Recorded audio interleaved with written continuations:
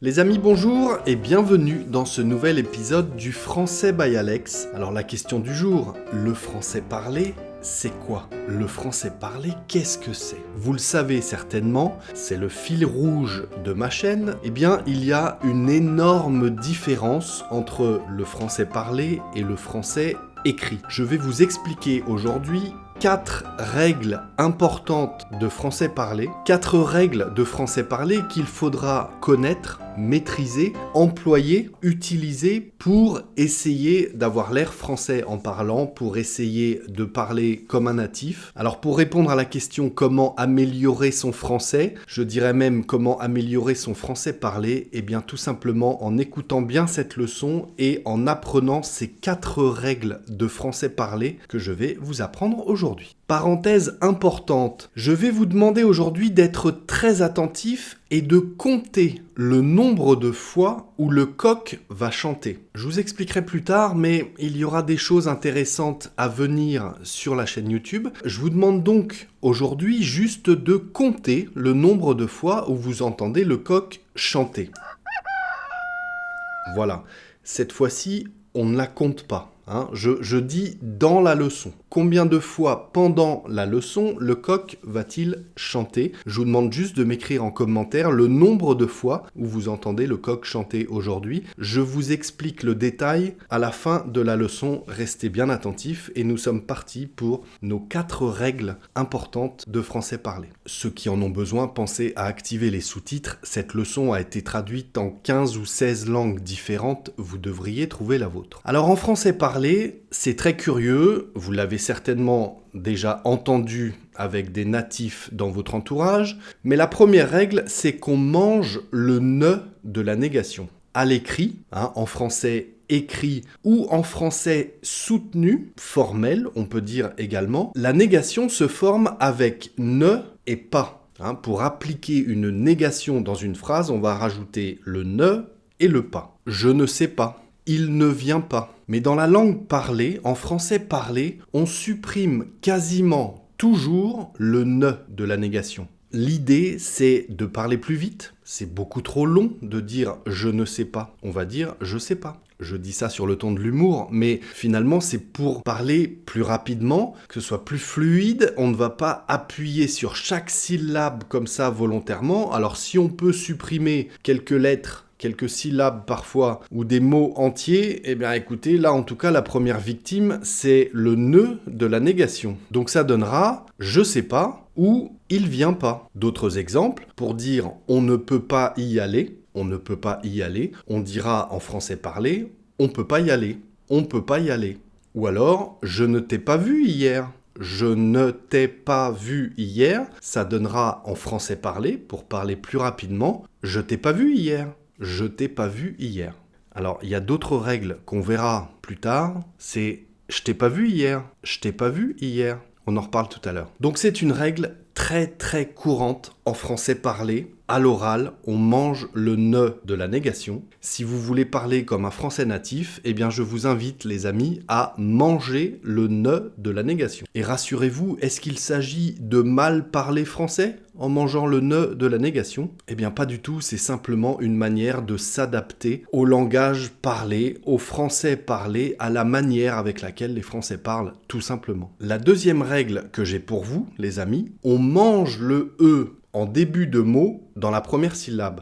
En effet, un autre phénomène très fréquent en langage parlé, en français parlé, c'est la suppression du e en début de mot, surtout dans des mots très courts finalement, comme ce, de, je, le, me, te, que.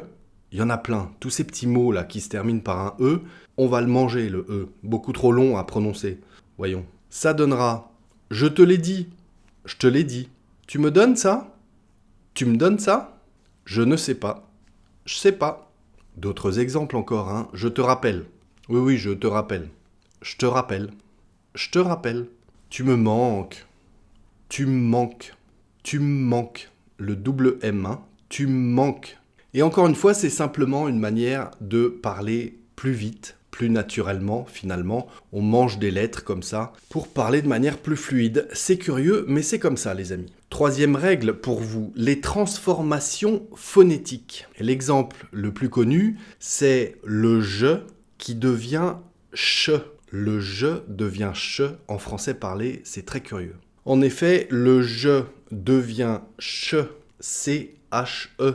En français parlé, évidemment, pas à l'écrit, on est d'accord. En français parlé, en termes de prononciation. Le « je » devient « che » quand il est suivi d'un mot qui commence par une consonne. Je pense que... Ah oui, je pense que... Ça donnera « je pense que ». Je pense que... Oh là là, je suis fatigué. C'est tellement formel, c'est pas du tout du français parlé, ça. En français parlé, on dira « je suis fatigué ». Je suis fatigué. Je suis. C-H-U-I,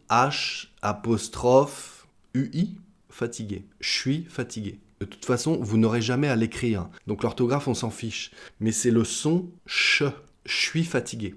Je sais pas. On a déjà mangé la négation. Et en plus, on va transformer le je en che. Donc on ne dit pas je ne sais pas. On dit je sais pas. Sauf qu'en le disant très vite, ça donnera je sais pas. Je sais pas. Tu viens à quelle heure ? Moi ? Je sais pas. C'est du français parlé. Si vous voulez parler comme les natifs, les amis, vous savez ce qu'il vous reste à faire. D'autres exemples comme ça, à l'appel, parce qu'il y en a plusieurs quand même. Tu as vu ça ? Tu as vu ça ? Eh bien, pourquoi pas manger le U du tu ? Tu as vu ça ? T'as vu ça ? Ouais, t'as vu ça ? T'-A-S. Un autre exemple. Il y a du monde. Il y a du monde.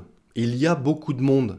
Et ça aussi c'est formel et on dira il y a du monde. Il y a du monde. Y'-A. Il y a du monde. Encore une fois, ça rend la conversation plus naturelle, moins formelle. Qu'est-ce que vous voulez que je vous dise ? C'est du français parlé, c'est un langage complètement différent du français écrit. Allez, la quatrième règle du jour, les amis, c'est qu'on va manger le « il » dans certaines expressions.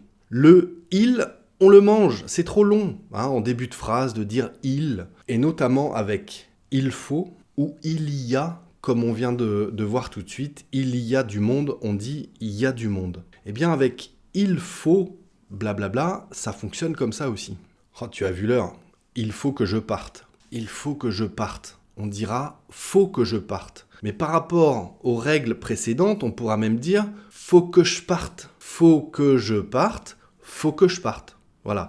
Il faut que je parte. Eh bien, ça donnera en français parlé « faut que je parte ». C-H. Faut que je parte. Voilà, ça c'est du vrai français parlé. Il faut réfléchir avant d'agir. Il faut réfléchir avant d'agir.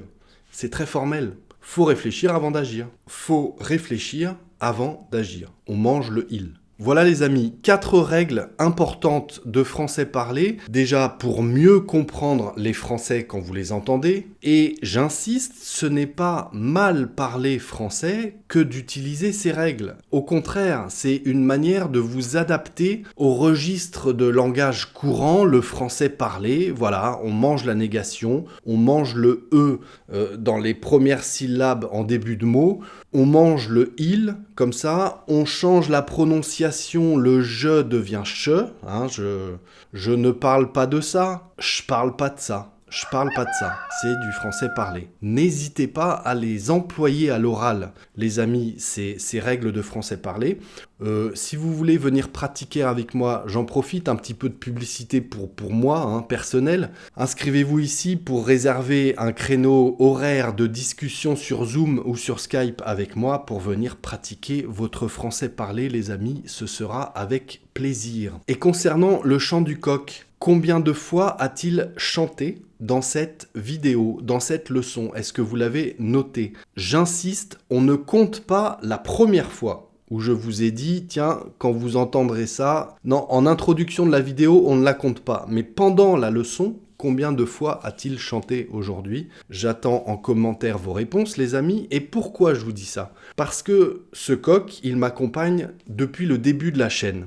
En tout cas, la première année, la deuxième année également, je crois. Il y a eu une interruption assez longue et puis là, depuis quelques vidéos, il m'accompagne à nouveau. Je vais à l'avenir organiser un jeu à ce sujet en vous demandant, dans des vidéos très précises, des vidéos anciennes, vous avez compris, mais également récentes ou futures, de compter le nombre de fois dans la vidéo entière, dans la leçon entière où le coq a chanté. Ce sont des idées comme ça que j'ai en tête et pour ensuite, au final, avoir un gagnant ou une gagnante et offrir quelque chose, je réfléchis. Prenez cette habitude à chaque nouvelle leçon de compter le nombre de fois où le coq chante. Et bien voilà, vous vous faites une liste comme ça et un jour, ça pourrait vous permettre de gagner un petit cadeau, tout simplement. Merci en tout cas d'être resté jusque-là, les amis. J'attends donc vos commentaires. Pensez à vous abonner si ce n'est pas déjà fait. Et si vous en voulez encore du français parlé, je vous invite à me suivre dans cette leçon. À très bientôt les amis, ciao.